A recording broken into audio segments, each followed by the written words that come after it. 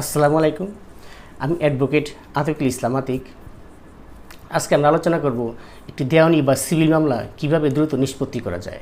একটা সিভিল মামলা দ্রুত নিষ্পত্তি করতে হলে বাদীকে কিছু মুখ্য ভূমিকা পালন করতে হবে। প্রথমত, বাদীকে খুব বেশি প্রয়োজন ছাড়া আদালতে সময়ের দরখাস্ত বা টাইম পিটিশন দেওয়া যাবে না। দ্বিতীয়ত, বিবাদী পক্ষ যদি বারবার সময়ের দরখাস্ত দিতে থাকে এবং আদালত মঞ্জুর করতে থাকে, বাদী পক্ষকে খুব জোরালোভাবে আপত্তি দিতে হবে বা অবজেকশন দিতে হবে। পাশাপাশি বাদী পক্ষকে আরেকটা বিষয় খেয়াল রাখতে হবে যে বিবাদী পক্ষ যেন টাকা পয়সা খরচ করে অযথা অকারণে লম্বা সময় নিতে না পারে।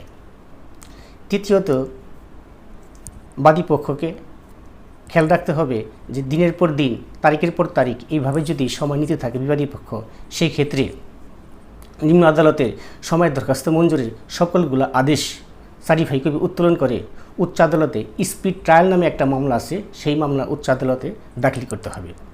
উচ্চ আদালত যখন দেখবে যে বাদীপক্ষ খুব প্রয়োজন ছাড়া সময় দরখাস্ত দাখিল করেনি বা সময় নেয়নি, বিবাদী পক্ষ বারবার অকারণে সময় নিয়েছে, সেক্ষেত্রে বিচার বিবেচনা করে নিম্ন আদালতকে আদেশ প্রদান করবেন। অর্থাৎ 6 মাস বা 1 বছরের মধ্যে মামলাটি যাতে নিষ্পত্তি হয়ে যায় এরকম একটা আদেশ নিম্ন আদালতকে দিবেন।